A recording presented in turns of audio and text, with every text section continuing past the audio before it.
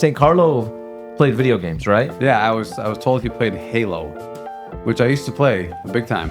Wow. Halo 1, maybe Halo 2 too, but I think Halo 1. I used to play Halo, by the way. I don't know if you knew that. I just didn't know never got into it like crazy. Yeah. Yeah, no, I was Yeah, into it's it. pretty good. This is pretty good. A lot of people know what that. I just had know, is me, pretty good. know that about me. These seats here that are red that you're sitting on are the blood of the martyrs that purchased your seat. And like, look how many empty seats there are. And I said, this isn't how we like honor the Lord. And I got like emotional. That one, I'll never forget that. It's beautiful, man. Wow. Yeah. Welcome to Father Augustine. We've had you on for 3 episodes. This is in a row, and now this is the first time that you're a priest. It's good to see you, man. Good to have you here, man. Thank you, man. It's good to be here. I feel good. Awesome, I man. feel happy. And it's very nice that we have our 2 Michigan clerics. Yeah. Happy to be here. Show our fraternal love, our fraternal support from our diocese. Welcome to the cool club, though. Thank you, man. Almost there. Yeah, almost there. Yeah, it's good to be here. It's always great to be with you guys, honestly, and I just learned so much, and I'm being able to see Father Augustine now. Yeah, Father. Yeah. Well, ordained. because we're friends, so like this is hard, man. Yeah. People are like, Yeah. Father, and I keep walking. They're like, Father. I'm like, Oh, Oh, yeah, because- that's yeah. late. yeah. It hasn't like, soaked in yet. So like, You know, you're still in my phone as Brother Sommer. can we? I know you went from Brother That person Sommer to died 2 Brother years ago Augustine. when I took final vows. So We're gonna do that change on the episodes at some point. Let's do it. Yeah. Live It'll be stream. a little segment. I need Okay. to. Yeah. So Deacon Brandon, Yes. when is your ordination? God willing, it'll be in July next year. July next Yeah, year. 2026. That's amazing, man. I was ordained a deacon in May 4th this year, 4 days Okay. before Father Augustine, actually. So Oh, It so was- you're yeah. gonna have a longer diaconate. yeah, long Little bit diaconate, longer. yeah, but it's a blessing, and I love it. Yeah. So So they're going to have any special events on the day you're ordained? I think there's gonna be fireworks. Oh wait, it's the 4th of July. I think so. Oh, Yeah. wow. Dang. They're for Deacon Brandon. That's why. Oh, Me and another deacon, Deacon Lucian Guma. Yes. We are classmates, and so we'll be ordained together 4th of July. Nice. So, yeah. So you were ordained with 2 guys, and we just had them on the last episode. Yes. Father Mark Father Mark and Father Lucas. Lucas. Yeah. Lucas Salah. Yeah. The bishop was saying both of their names. Yeah. And he said Augustine Sommer or what Yeah, was it? and so Sommer everyone comes up to Augustine? me. They're like, "Is your dad's name Sommer?" I'm like, "Yeah, actually, that's what it is. Just Augustine, please." Yeah, Bishop said, had God rest his soul. You remember what he called me, right?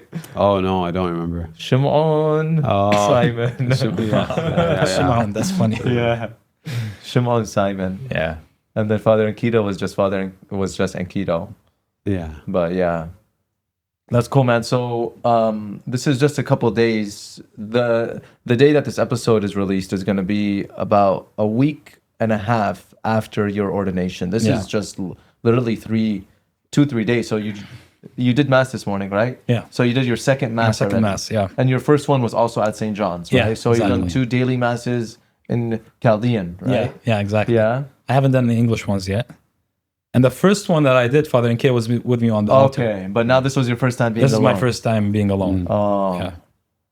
I don't know. Like, what do you guys want to ask him about his I don't know. mass experience? Yeah, just in relation to that, I remember my first mass that when I was standing behind the altar by myself, and my feet were planted there, and what I felt was like, wow, this is where I'm supposed to be right now. Like, it just felt like Dookie, my place. Wow. And so, yeah, Chaldean Dookie. My place, but don't interpret that the wrong way. But I just felt like I was like, wow, it was a good confirmation for me, and I shared it with the congregation for the homily. I was like, I just want to say, like, when I was up there, I felt like this is what I was meant to be. So, how are you? I mean, the first mass, priests don't forget their first masses. No, I was. Oh man, it's a question that I feel like I haven't had time to process emotionally what just happened. And I'm very sorry for No, calling it's you okay. last minute to come on the show because, bro, It's fine. Yeah, I know how crazy it's Like been. I haven't gotten the chance to see my family yet. Wow. It's been just like go. But I guess that's a good introduction to the priesthood. It's not about you, So Yeah, that was what the homily was good, about. right. Yeah. It's a good quick introduction. So on the altar, I was really, I don't feel nervous necessarily. I feel like I can be present to the people. But where I started getting a little nervous or a little unsure was when I began the words of consecration, because I was so afraid of messing it up. Just because that had to do with the body of what you asked me, Father Matthew, before the show began. It's like, how does it feel to consecrate God, to consecrate the bread into the body of God?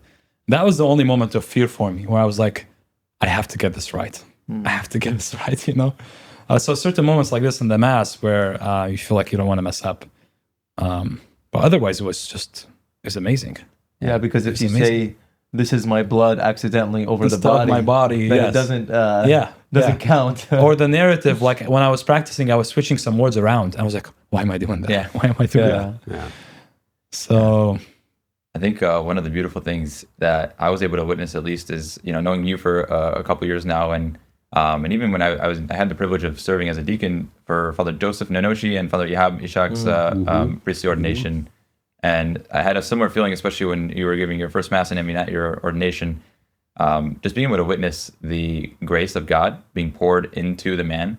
I think I was moved not just by you being on the altar, but by God's grace, by like Him working in those moments and in that sacramental way. It was very beautiful, and I shed tears a lot. So I'm just always like this. I'm always in awe of God's love for us and like how crazy it is to even think about. So I can only imagine what happens when I'm up there.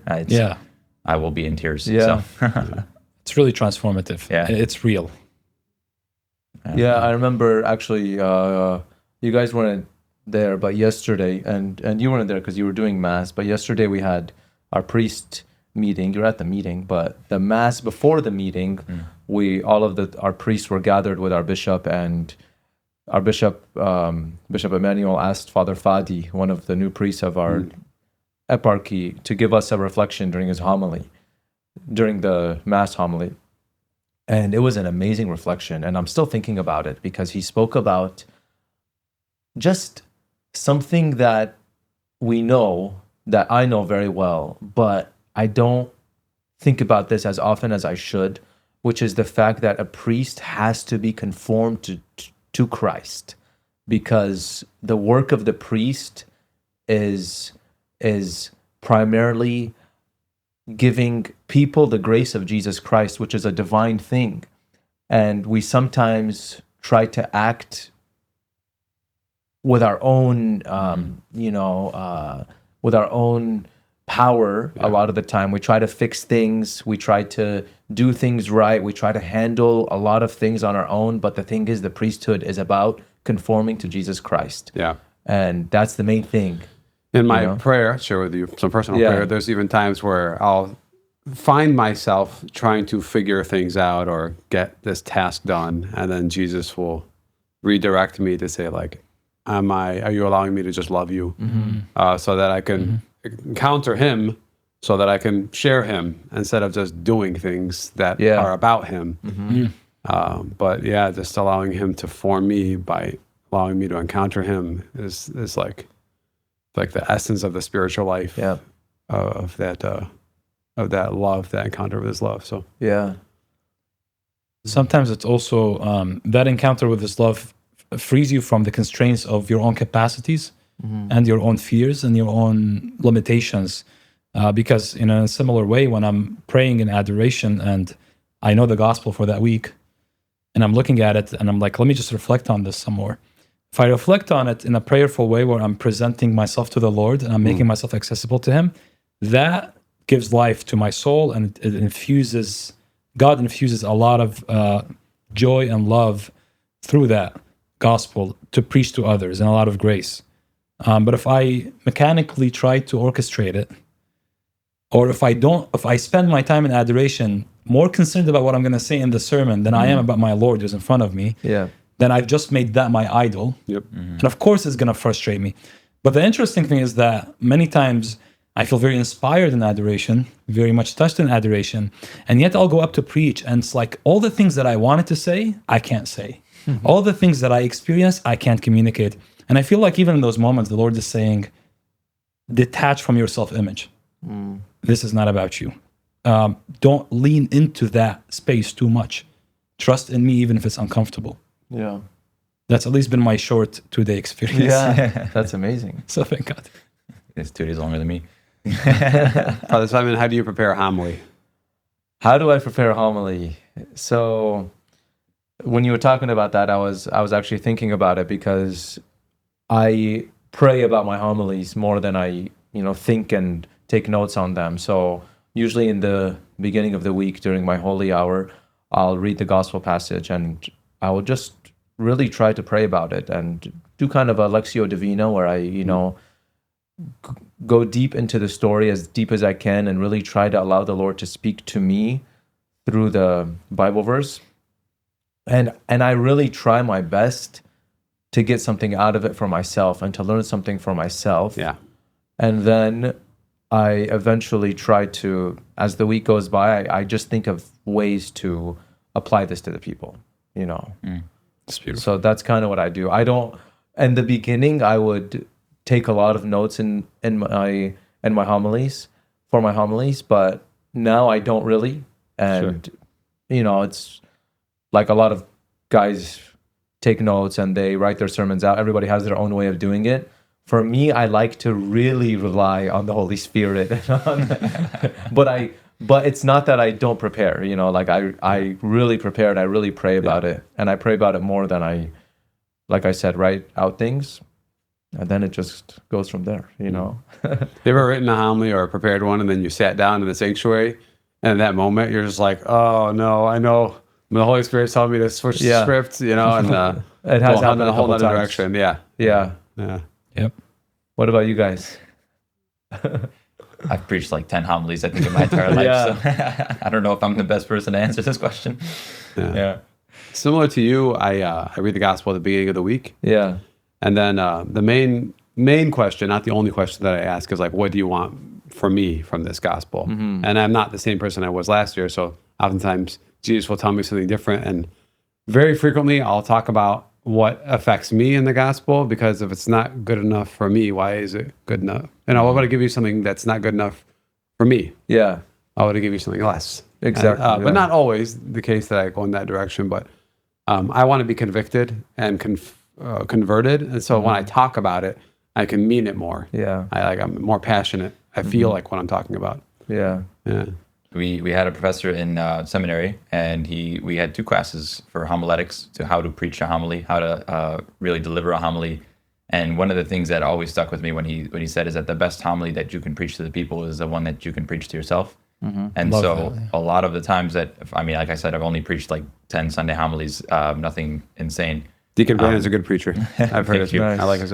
Praise God. But I think a lot of the time it flows from my own prayer, and so what is God saying to me? And sometimes, maybe pastorally, I would need to like fix some ways I would say things, or like, switch around some words. But a lot of the times what I'm preaching is what God is really telling me and to grow in, or what he has told me in the past to kind of give him, or to surrender more, or to die more. Oftentimes that feels like the message. Yeah. So yeah. People can tell too when it's a real, genuine message of somebody who just encountered something with Jesus and is just sharing that. Yeah. But is doing it in a fatherly way, It's like a father giving advice to his children about his own experiences, Of course, yeah. I remember because of that last point is what came up to my mind when Father Matthew was talking, and Deacon Brandon as well. It's that God knows what your people need to hear from you. But if you're not yourself being present to your people, if you're not available for them, then it's going to be very hard. Or if you're not available for yourself, or during like you said, you're preaching the gospel to yourself first. If you're not there and you're not receiving it for yourself, like Father Matthew was saying, like you said, Father, people know if their priest is prayerful or not. Yeah. They know if it's coming from a different source, if you're trying to impress or just be theological, or if this is coming from your heart, because it's a power that's sensed. The Holy Spirit works. And so I remember this experience when I was a deacon. I left the monastery. I woke up at like maybe 7 a.m. on Sunday. I was like, I'm chilling. I was a deacon. I have 5 p.m. Mass at St. Joseph. I was like, that's the whole day, you know? Yeah. And I had not read the gospel of that week because I've just been, you know, so I completely did the exact opposite of what we're talking about, right? I woke up, I was like, okay, let me at least learn how to chant it because I have to chant it in Chaldean. So I started there. I opened it, I read it. Immediately as I began to read it, you know, maybe because I had enough sleep that morning, probably because the Holy Spirit was very active in me that morning, that God gave me the power for that because he wanted to touch someone's life through it. But I woke up and I read the gospel and I chanted it. And then I closed the book. I did that about 3 times. I closed the book. I didn't think much about it. But I was reading it, certain words would come up. I'm like, this is interesting. This is reminding me of some experiences. So I closed the book. And then 15 minutes after that, Father Enkyo sends me a message. He says, can you preach at my 10 a.m. Chaldean Mass? And I'm like, oh, I had planned breakfast with this family for a long time at 9 a.m. I was like, okay, let me switch this around.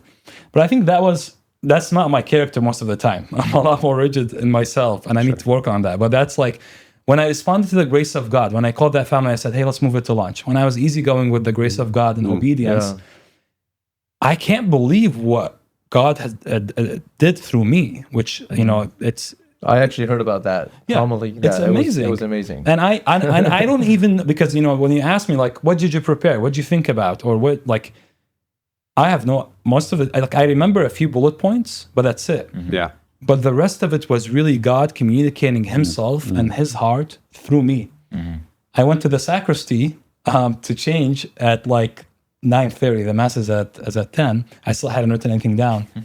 And then the kids came up to me and they wanted to talk. That was the one time they were like, we want to chat with this guy. Okay. Perfect timing. And I was like, huh? Perfect timing. Perfect timing.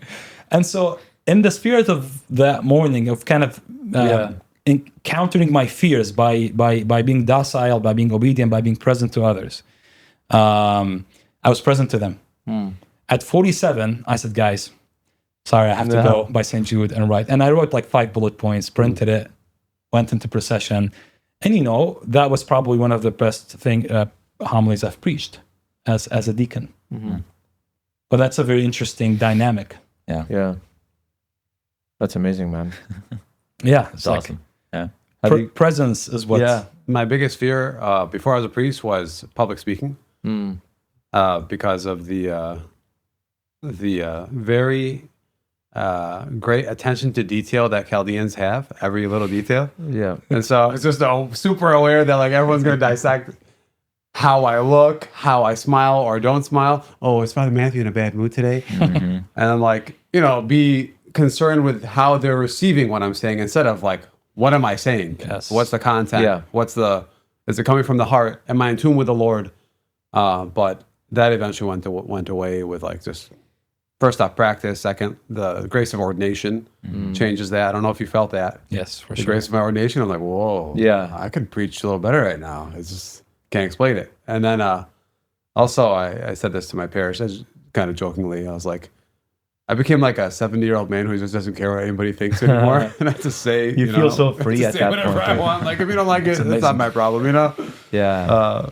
You can't be too careless, obviously. There's some things I wish I could have gone back and said, oh, maybe I could have worded it that way. Yeah. But in general, you can't be a slave to that. You know? Yeah. The best preaching advice I got was after I forgot if it was after I became a deacon or a priest. I did preach a few homilies as a deacon, but after a few homilies that I gave, Father Andy came up to me and just said, look, you're doing a good job. Your content is great, but I want to advise you to be more of yourself when you preach. Yep. Yeah. Yeah. Be authentic to you. Yeah, You be don't have to- authentic. Yeah. One of the things, actually, it's a friend of mine who knows me very well, and I've led retreats and I've done youth groups and things like that. So he's heard me give talks plenty of times, and then he heard one of my homilies like a month ago or 2 months ago, and he's like, Brandon, you know, that's not you. It doesn't sound like you. He's like, you know, it was a good homily, but like, I want you to be like, I would love to see more of you. And in my talks and stuff, I'm a little bit more free, but in the homilies, it felt You like mean you don't have a British accent? Yeah, no. It feels like in a homily as a deacon, I share a similar sentiment where, you know, I'm afraid of what to say. I don't have a strong precision of language, or so I need to write everything out, and I want to make sure I say things in a good way that can be received well. And that's this last homily that I gave was a little bit more of that, where I was like, okay, let me just speak from my heart. I still wrote things down, but I spoke a lot more freely. And I remember he texted me. He was like, "That's probably your best homily that you've given." Wow, that's great. And it was good advice, because it lets me be more free. Even like kind of what you're saying, Father Augustine. Yeah, it's just to let the Holy Spirit work and not be a slave to the words, not be a slave to time, not be a slave to how political correctness or whatever it might be. These are your children, and it's good to hear from them. Yeah, it's good to hear advice from them, and even critiques from them too, because you're doing it for them. You're not doing it for yourself. Yeah, you're not doing it to get a job as a professor at a university, and you're doing it to speak to your children ultimately. And that's why being yourself and communicating the message of the gospel as yourself, man to his children, that's the best thing. Beautifully said. Have you guys ever, I know you guys probably haven't, but have you ever, or if you have, you can share, but have you ever cried during a homily? Oh yeah. I remember my first time I cried in a homily. I was at Holy Martyrs Church in Sterling Heights, and it was the Chaldean Mass. Okay. So it's preaching a surah, and I just remember it was a Feast of the Transfiguration, and it was my first time celebrating the Feast of the Transfiguration. That was your first assignment, right? It was, Yeah. yes. It was my first, we just completed my first year of priesthood. And so it was August 6th, and I'm looking across the congregation, and I don't see a full church. And I know that next week, the Assumption is going to be a full church. And Mary wants her son to have attention. Right. And so it really hurt my heart when I saw like our old back home community and how they used to be faithful and how they used to live the life around the cycle of the church. And it was a very sparse attendance. And I was just like, is this the faith of our fathers that were inherited? Is this where they're at? And I said, like, Jesus is not getting attention this day. And I just saw all the red in the church. So now the church we're done a little bit. I still got some red in there, but I just said, like, I just stopped my point of my homily. I was like, why isn't the church filled right now? It's a major feast day. It's a feast of our Lord. And these seats here that are red that you're sitting on are the blood of the martyrs that purchased your seat. And like, look how many empty seats there are. And I said, this isn't how we like honor the Lord. And I got like emotional. And I'll never forget that. That's beautiful, man. Wow. Yeah. I have, cried a couple times during my homilies. One time I think it was a Christmas Mass, and I was, going through some personal struggles at that time. And I read a homily of Pope Francis. This was a couple years ago, which he gave on the Feast of the Immaculate Conception, which was just a couple weeks before. And he gave this beautiful consecration to Mother Mary, like as baby Jesus, consecrating herself to Mother Mary, just being in her hands. And so I spoke about that a little bit during my homily, and I read part of his prayer, and I just started crying at that moment. Got emotional. I couldn't control myself. Wow. Yeah. That's a good feeling. It must be a good feeling. It's vulnerable. Yeah. It's very vulnerable. I've done a few where I've gone emotional, but you get, people see you, and the people like it because you're real. Yeah. You're a real father.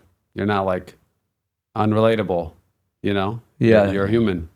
Sometimes though, I will try to hold back, Same. Yeah, sometimes I'll just be preaching about something and it'll be so deep about the gospel, and I'll just get a little emotional, and I'll just kind of like do a longer pause and just push back my tears and just keep going, Yeah.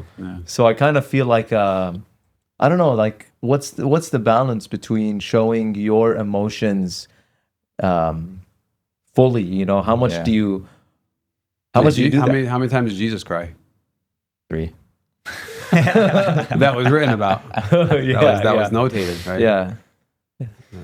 I think so. I have not cried during a homily. Not in your 10 yet. But no, not in my, not yet. But I do. It's been a long journey for me, I think, in my discernment to the priesthood.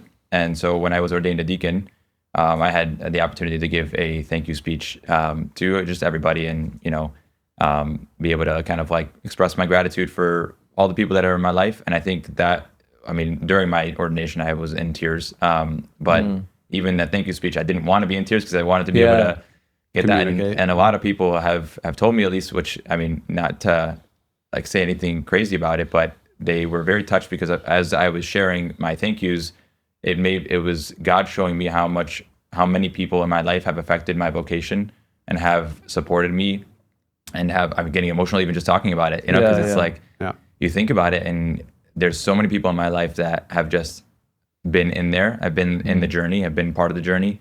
And I cried during that whole thank you speech, I think. And it was just, it was a very like beautiful time. It was my home parish, St. George in Michigan. And the people that were there, like they were part of the people who have supported me for so long. So yeah, by God's grace, he let me show myself a little bit. Yeah. So, Wow. yeah. Yeah, I think when you stop thinking about how you're going to look, right? And you just be more real, be more of yourself, obviously with the balance of knowing that you're the leader of the community at that moment. Yeah, and you don't want to be unhinged. Yeah. You have to be in control. You can show yourself, but you have to be in control, right? Yeah. Because that can go on many ways, right? Yeah. And on other emotions as well. Yeah. Exactly. Super excited, super angry, super passionate, aggressive. Like, whoa. Stability is necessary. I think, emotional stability as a man, and as just a human being, to be able to be in tune with your emotions, to know maturity, right? Yeah, to know when to express them, to know when to kind of be prudent with them. So, yeah. This applies to priests and to fathers and to every human being. Exactly. Yeah. You have to be able to control your emotions, to be in control of yourself and of your family, when you're kids and when they come up to you in these, bad or crazy circumstances, you cannot just... Yeah. Chaldeans are really good at controlling their emotions. Tell me more, Chaldean Father. priests are too. Oh, Lord. Yeah. Man. So it's been interesting to be able to know Father Augustine for a couple years now, and our formations must have looked very different. I would love to know, because you guys have your own seminary here and things like that. We've never spoken about that. We've never spoken about that. We've had you on here, like, I don't know, 5 times with priests, with nuns, with monks. Yeah. So can you tell us, you guys, why don't you start with your formation first? No, I'd be happy to. You're more fresh. So we go to Sacred Heart Major Seminary as Michigan Chaldean seminarians. We are part of their whole formation program there. We enter and do everything that they basically do. And so for me, I had a bachelor's degree before entering seminary. So it was 2 years of undergrad in philosophy. And then after that, it was 4 years of theology, and I'm in my 4th year now. I had switched programs actually midway through my graduate program, so now I'm doing the Master's of Arts in Theology, so an MA in Theology rather than a Master's of Divinity. And so the formation program is just we follow Sacred Heart's policy for their own formation, and then we get to be assigned in our graduate program when we're in theology. We're able to have a parish assignment on the weekends. And so I was blessed to be with Father Matthew at St. Thomas a few years ago. Good times. And even last year I was at St. George, and currently I'm at Mother of God serving. So every year it changes. Yeah, every year as a seminarian we change. But this year it's a little different for me. I think I'm one of the first ones for a while that has done a full-time diaconate in a parish, so I'm not living at seminary anymore. I'm taking part-time classes. So it's me and so you're still doing classes. Yep. Deacon Lucian and I we switched midway through our graduate program to a different degree, which required less classes, but more writing or something. So now I have to write a thesis. Which I'm working on, and what's your thesis topic? Yeah, what's the topic? My thesis topic, Father Augustine would love this actually. I probably won't bore you, hopefully. It's on the virtue of obedience. Why obedience? This is what I'm going to argue, that obedience is the fundamental virtue for every Christian before any other virtues. And so I think that's what I'm going to argue. I don't know I hope there's something there. Maybe he can help me. It's a lot there. But I do think it's a virtue that shows itself most clearly in Christ's mission, that he never did anything without consulting the Father. He doesn't do anything with that his Father did not want him to do. And so it's just and to me that he's the model of every Christian. And so it's something that really touched me and is own personal for me too as well, and has helped me grow in many ways. So now I'm working on that, and this whole year is going to be working on the thesis and a couple classes that I'm taking, and then I'm doing full-time ministry at the parish as well. Okay. So yeah, Nice. That's absolutely amazing. And that's Mother Mary's first and only, I think, command for us in the Bible. Do whatever he tells you. yeah, Yep. I would in Cana. So that makes sense. yeah. For obedience one to of the be scripture foundational. verses that I'm using. So There you go. That's perfect. Yeah, if you need any help talking about obedience, the monks consult the religious. You know, we can give you all kinds of circumstances and scenarios. I joke with the sisters a lot about that too. They're like, you guys can give me some practical advice. You know, Yeah. So, 100%. yeah. I mean, that story I gave about the sermon that Yeah. I gave, it kind of applies towards obedience. Yeah. Because when you're obedient, you surrender. Yeah.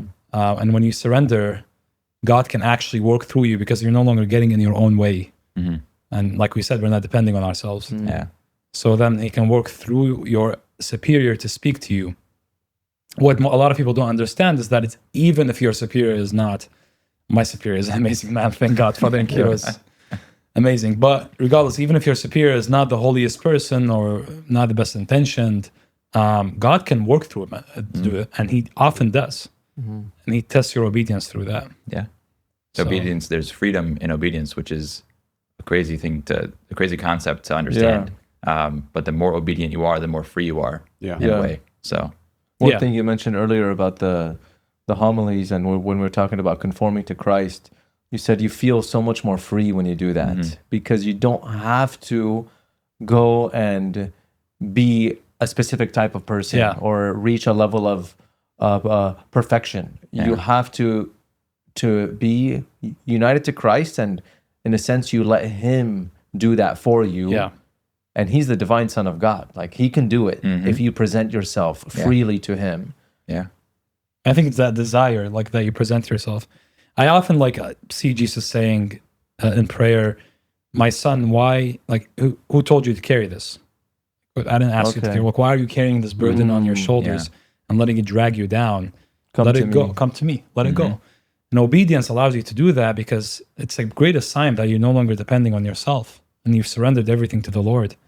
And then that allows you to be free as a son who is called to be a child, who is called to be dependent on another. I think that's the disposition that also allows you to be a father because it puts you in a place where your hands are open, receiving from God what He desires to give you. yeah, And then you can take that, which you've been granted, the Holy Spirit, the grace, and then communicate it to others. yeah, But the Catholic principle that you can't give what you don't have. Yeah. Sometimes we see fathers and mothers, they think that they lost control of their kids and of their household, and it seems like it's so just out of their hands. And so maybe the best thing for them to do is not to try to go and regain control, but to go and be obedient to God, to be a good son or daughter to God first, and to focus on that. And in that way, you're going to be taking a step back, and you're going to be surrendering those things to God. These things which are out of your control. You're talking about souls, about people that have been entrusted to your care, and yet your soul is maybe not in the care of God in the way that it needs to be. And the more you focus on that, like we lose focus, even maybe in the priesthood too, we sometimes lose focus on what we can do and on what's most important in our lives. But, going back to what we were talking about at the beginning, maybe the best thing we can do is to be a faithful son of God, and to be in conformity with Did you Jesus. read my journal? John chapter 15. Yeah, that's the daily struggle, right? Yeah. Yeah. I have this image, but I'm working in unity with a vision, and the more that I surrender myself to that and allow myself to be crushed, then out oozes the grace Yeah. that the Lord wants to use, right? Yeah. Archbishop. And and that sucks. The experience of it hurts, Yes. but it's also freeing. Yeah. That's how it feels for me. Maybe I'm doing it wrong. Archbishop No, I Fulton think you're Sheen doing right. has a quote that I love. He says, the greatest paradox of creation is that you gain freedom by submission. And so there's a real sense of what Christ's freedom looks like and what it is, how it's a model for all of us. And in that, what his freedom was that he was so free to do everything that he came to do, because he was so close to the will of the Father. He only wanted to do the will of the Father, and once he lost his own, in a way, like once he died to himself, which he died for us, it's a constant death to ourselves to just always seek this, Yeah, and that's why we sometimes will run away from it and not go to it, because that's what it entails. It entails the death to yourself. It entails the cross. I mean, the apostles even ran away from it, and they were walking with Christ. And so, I think it's kind of a comforting thing for us to realize the mistakes of the apostles, and that they were with Christ and they made mistakes, but he never left them. Yeah. And the fact that most of them stayed close to Christ, and they didn't give in to their weaknesses completely, only in certain times, and they kept on staying close to Christ. I think that's what he wants from us too. Yeah. I think that's real theology. Like, we study, we understand, we know, but like, when you allow yourself to be changed and converted, picking up from your mistakes, and your heart is transformed, I think that's real theology in practice. Yeah. That's where it comes down to. I did a 30-day retreat, silent retreat, a couple years ago, and my director had given me a verse to pray with, and it was Ezekiel 36:26, when he says, I will give you hearts of flesh. I will take out the hearts of stone and give you hearts of flesh, and I will pour my spirit within you. And I had told my director that I was kind of sick of dying.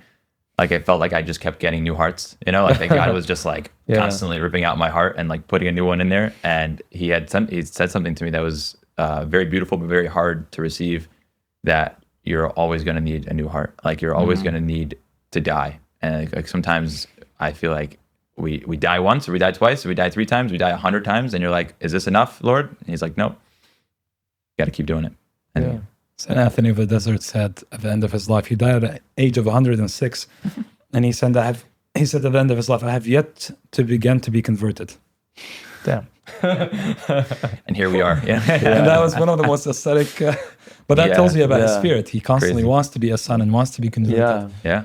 We're all called to be saints, and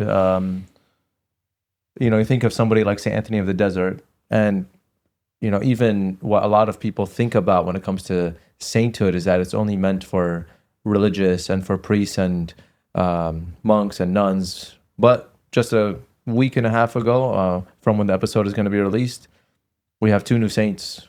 Saint Carlo, there's our boy right there. Saint Carlo. I got that from Fatima. Oh, really? Yeah. This awesome. was like a year and a half ago, actually. Yeah, I was going to say. Just a random store, dude. Yeah, very, very cool. Yeah. Is that an iPhone or Very an cool Android? It's an iPhone. I think it's an Android. Or it looks like a Samsung, actually. Yeah. I don't mess with green messages, I'll be honest. Yeah. So 2 new saints, and both of the saints are young men who didn't live past 24, 25. But St. Carlo was 16, I think, when he died. St. Pierre was, I think, 24. Yeah. And yet they are being, called saints of the church. Yeah. And so it's possible for all of us. And I want to read something that Pope Leo said at his homily, and we can maybe speak about this. He said, both Pier Giorgio and Carlo cultivated their love for God and for their brothers and sisters through simple acts available to everyone: daily mass, prayer, and especially Eucharistic adoration. Carlo used to say, in front of the sun, you get a tan. In front of the Eucharist, you become a saint. Wow. Cute. Yeah, it is cute. It is, and it's real, it's relatable, it's simple, it's digestible, and it's reflective of who he was. Yeah. Father Chris had told me that he read, I don't know if it was part of the same homily sermon that the Pope gave, that the Pope said, he looked at these 2 young men and he said, don't waste your life away. Like 2 young men. He's saying, don't waste your life away. This is what it's worth. This is where it ends up. He was really touched by that because he was preaching about Lazarus and how the money and everything he had wasn't enough for him. Kind of goes back to what we're talking about. Yeah. Because he wasn't free. He was constrained by the very things that he thought, perceived that would bring him freedom. Yeah.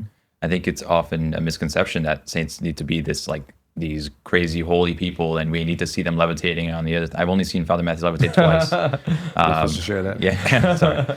It was 3 times. But I think it's such a misconception that sainthood is not attainable. And if you asked us 4 in this room who are desiring a vocation that is, unique to the world, it's not just for us and to be holy. And if you're not discerning the priesthood, I'm not discerning the priesthood, I'm discerning holiness. And the God is giving me that holiness. He's going to make me holy, which you always say, Father Augustine, the sanctification of your own soul is done by what God's work is doing in you and in the people around you. Yeah. And it's something that, if I want to be holy, this is how he's going to do it. And it's not just for us. It's not just for the religious. It's not just, it's for everybody. Yeah. And, yeah. I was talking to someone the other day and she was telling me about, certain struggles that she's going through, and I'll just keep it very general, but she, we're talking about sainthood and sanctification and, purification and all that stuff. And basically she told me, she said, I don't want to be a saint, and it's because I don't think I'm like Mother Teresa or like, I don't think I'm not on that level. I want to get to heaven, but I don't want to be a saint because it's not possible, And she was actually very shocked to hear that we all have to become saints. And she was confused at first, and I was, trying to guide her in the conversation. And she kept on thinking when I kept on saying saint, she kept on thinking it was the type of saint that you have a statue of and that you have an icon, right? Yeah. And then I realized, okay, I need to explain to her actually that to get to heaven, you have to become a saint. And that means that you have to reach a certain level of holiness. And that holiness comes through sanctification and through purification. And a lot of it is through suffering, and she ended up learning about that and, realizing it. And I think a lot of people need to realize it, that that's our path if we're going to get to heaven, either now or in purgatory. So just as a point of discussion, I maybe use you guys as a soundboard on this opinion that I have. First off, you're right. Revelation says nothing unholy can enter heaven. So if you're not perfect, you can't enter heaven.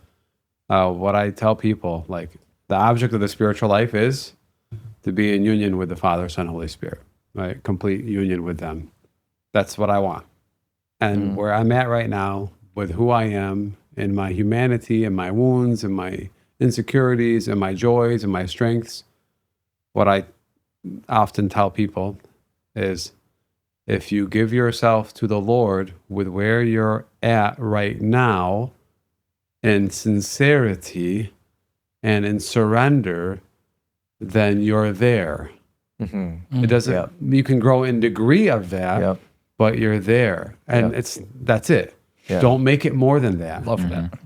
Yes. Okay, so 100%. So well said. Just It's the most simple. freeing. Yeah. Going back to the freedom thing, the most freeing thing. It's like you won already. That's it. You don't have to reach all you certain have to goal. do. You just have to be in unity with Christ. And when you die, when I die, I'm going to have a lot of unfinished business. I'm not going to finish everything.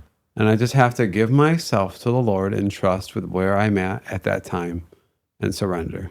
But maybe you will, through a lot of suffering in this world and through purification, and then we'll have icons of you. Maybe. Okay. Right? What am I going to be the page of Shana? We don't want to start that discussion. We can talk about that in the next segment. Could be like special content. I can read your souls right now. Oh, Lord. Be careful. No, that's very cool, bro. Honestly, it's very true. And it seems like it's too easy. Like, what, really? That's it? Yeah, that's it. Yeah, that's it. You did it. It sounds simple. way too good to be true. Yeah. There's a story, is it of Naaman? I don't know where it's. I think it's Naaman the Syrian? Is it the Acts? I don't know. Well, anyways. Jesus mentions Naaman the Syrian. And the widow. By Elisha's time. Yeah. Oh, yes. So it's anyways, the story is that I might be mixing two stories, but the command was that for him to go and wash so that he's cleansed of his sickness, whatever is going on with him. And that command just sounds way too simple for that man. It's like he's this That's it. powerful guy, and Yeah. like this is there. Shouldn't there be like cool stuff happening? Like Yeah. I don't know. Like we think about the spiritual Yeah. things, we tend to over spiritualize them, make it more about the like mystery and the versus God's command. And Jesus clearly says in the Bible, the kingdom of God is in your midst. It's right now. Don't Yeah. overcomplicate it. Yeah. Yeah. So as opposed to like, what most people do, which is instead of receiving that simple message, they'll just create their own reality in their head and live in that delusion and never be free to be loved in the midst of their brokenness, which is what God calls us to do. Yeah. Yeah.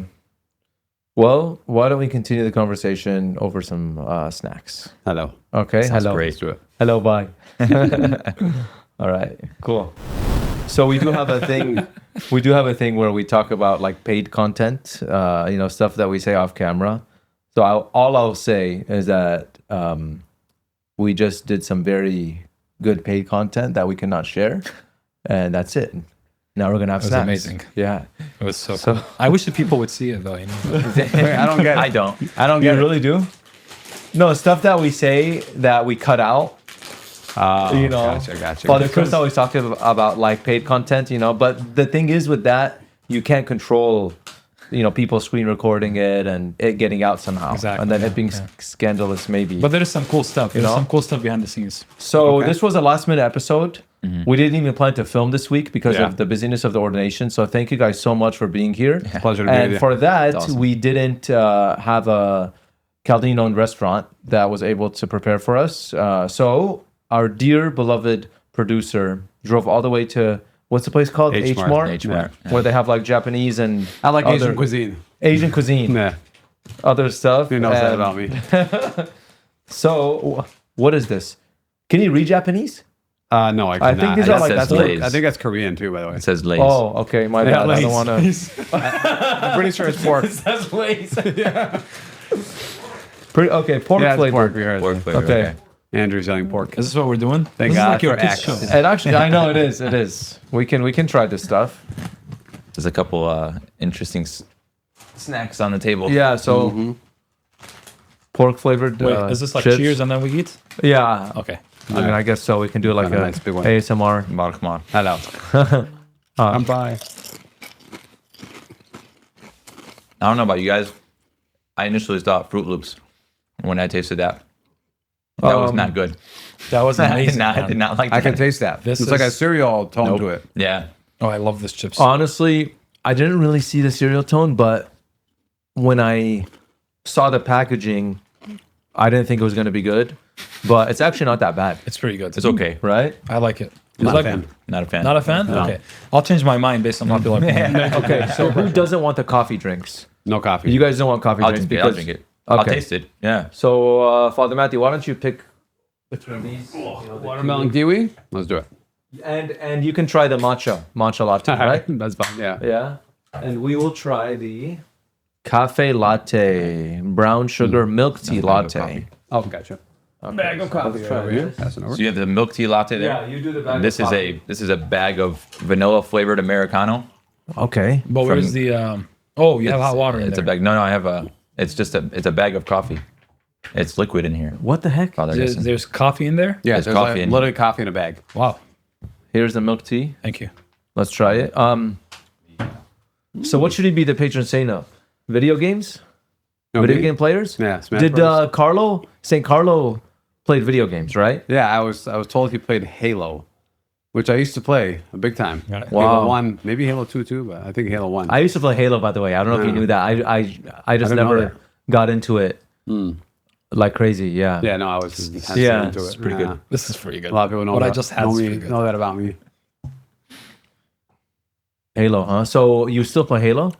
No, God, no. I'm a Oh. Smash Brothers guy. Oh, I have to be careful. I have an addictive personality, and I'm very competitive. So I'm very careful about getting into gaming because then I know I'll lose my productivity. Yeah, but thank you for sharing that and for being vulnerable. I'll self-proclaim myself as a Smash Brothers pro. Okay. Self-proclaimed. I wonder if anybody watching can beat Father Matthew and Smash I wonder Brothers. if they can too. I think Maybe. I was watching him You guys play. wanna He's take one pretty of good, those? man. What are those again? Father Matthew? Curry croquettes Curry croquettes. or curry like buns. The kind of. texture seems like it's going to be amazing. So how was the coffee? You didn't. This the milk tea was very good. this is delicious. Yeah. Yeah, very sweet. I'm going for it. Okay, let's go for it. Put it on the plate. How was Japanese stuff? This is good, man. It's very good. This is excellent, dude. Yeah, it's light. Mm-hmm. It doesn't taste too heavy at all. This is very good flavor. Mm. That's very good. Mhm. This tastes similar to the karafa. Yeah, right? It has a very Yeah, Yeah. chocolate de khlola. yeah. The peanut butter Oh, one. yeah. I call it the peanut butter one. Yeah. I don't have that. This is good for Lent. What is this, Father Matthew? Is That that one cream is cheese? And milk bread. No, Honey mochi. honey mochi. And yeah. is there cream cheese or something inside? Honey mochi. Thank you, Andrew. Honey mochi boy. Thank you. Yeah, cream cheese. Is that Hokkaido cream? Japanese cream. You want to split one? Kareem? No, I want a whole one. I don't want to split. It looks kind of amazing. Is this the same thing? There you go. Do you guys have this place in Michigan too? Yeah, close by one of our churches actually. It's on 18 in Ryan? No, 16. 16 in Ryan. Michigan, huh? I use an app to order my Asian food. I know you ordered me something. It's called Wee. W-E-E-E. I like this. I a lot. order stuff, I get it the next day. And it's like straight out of A lot of stuff is Japanese, Korean. You can order food, products, like, and a woman like beauty products from Asia. I feel like I'm getting a promo for this right now, but I'm not. You can see the promo code at the bottom of this Yeah. YouTube video. This one's okay. I don't really like it that much. Yeah. It's kind of plain. I like it. It's simple. Yeah. It's light. Baja. It's nice. I'm on Brandon's side with this. Yeah. Deacon Brandon. I have to get used to that, man. No, it's okay. I'll What forgive you else? this time. what else were we supposed to say? Was it a blueberry one? Oh yeah, there's a blueberry thing. There's a blueberry. Okay, let's Mm-hmm. Almost looks like a fluffy pancake. yeah. Brandon, do you know where you're going to be assigned after your ordination? So I'm currently at If Mother you of can God, share. the cathedral, and Okay. no, I don't know where I'm going to be assigned. Actually, we have a few assignments being moved around a little bit next year, so I'll be part of that rotation. Me and Deacon Lucian as well, and so he's currently This is serving nice. at Which is very nice. St. Joseph Very Church in Troy, and I'm at Mother of God right now. But we'll probably find out. I don't know, 7 months, 8 months. I don't know. We'll know. We'll Usually see. our diocese announces it at the beginning of the next year, calendar year, like the second or third month in. Yeah. Yeah. And you're going to be assigned to St. John. We didn't go through the whole thing about your formation, but you are obviously directly connected with the monastery. Right. And so St. John is So I am church where of the monastery is. Yeah. Yeah. Yeah. So, but you will, people can also see you celebrating masses at different churches here and there. Yeah, for sure. I mean, all the parishes in San Diego. Yeah. Or even once in a while, you can go out to different states and, be with the people for a little bit. Yeah. But you have to, this is your home. The whole point of religious life Yep. is sanctity through community. Yeah. Sure. So if you take that away from the priest, monk, Then he's not a monk anymore. you destroy his vocation. Yeah, pretty much. Yeah. It's equivalent to divorce in my at least head, Yeah. because you're breaking vows. Yeah. So Yeah. Yeah. This was a great conversation, guys. was Thank you for joining us the day, last minute, the day before you leave town. You're going to leave in a couple days. So thank you guys very much for making the time. Yeah. Yeah. And thank you on the third day after your ordination for last minute making the time to come with us. It happened. I We- also we wanna- really appreciate it. I want to give a shout out to Father Joseph, and Father Father Ihab, Joseph both- Nanoshi and Father Ihab, yes. Both of them were ordained recently, and they had a beautiful ceremony of ordination. And they both came here, and I didn't get the time to we spend were time there with them. for their ordination. Yeah. But I didn't get to see them here, so I was really Yeah. sad. But they had, obligations to go back. Yeah. But I get to see Deacon Brandon and Father Matthew, so I'm very happy. Shout out to Father Marcus too, who was Yeah. here. Father Marcus, Father Marcus also was here too. Yes. Yeah, yeah. See that? I'm telling you, I didn't get to see anybody. Yeah. now. And everyone who visited, right? Well, we Yeah. don't like him that much anyway, so no, I'm kidding. I love Father Marcus. We especially, we know you guys on a personal level, so it's always Yeah. a pleasure to be with you, and that element as well. Yeah, just for like sure. that personal knowledge of Yeah. It's good to be from two dioceses and have a great brotherhood Yeah, Absolutely. and cherish that. definitely. And I know that that's one of your goals. Since before I was a seminarian, you were a seminarian, Yeah. and you told me that. Yeah. And you knew I was discerning, and you wanted to form a relationship with me from then. Yeah. You know, in case we both became priests, so that we can Yeah. have a bond. It's And a goal that amazing. was in response to be very frank as always. Yeah. Seeing a lot of the division, the visible division, and just me not being. I was unnerved by that, and I was like, I don't want to be that for other people, and I also want unity. I want to be in unity with my brothers who are the same church, Yeah. the same Jesus Christ, same value system, same culture, same et cetera, and it'd be awesome if we are, in the same mind, and then it's a bonus if we're friends, which I consider us friends. Yeah. Definitely, man. I mean, Yeah. I love it. I love you guys. Likewise, And Yeah. good times. It's, good times. Yeah. Thank you, guys. Good times. Thank you guys very much. Thank you. Thank you all for watching. God Yeah. bless you all. How about us? Peace out.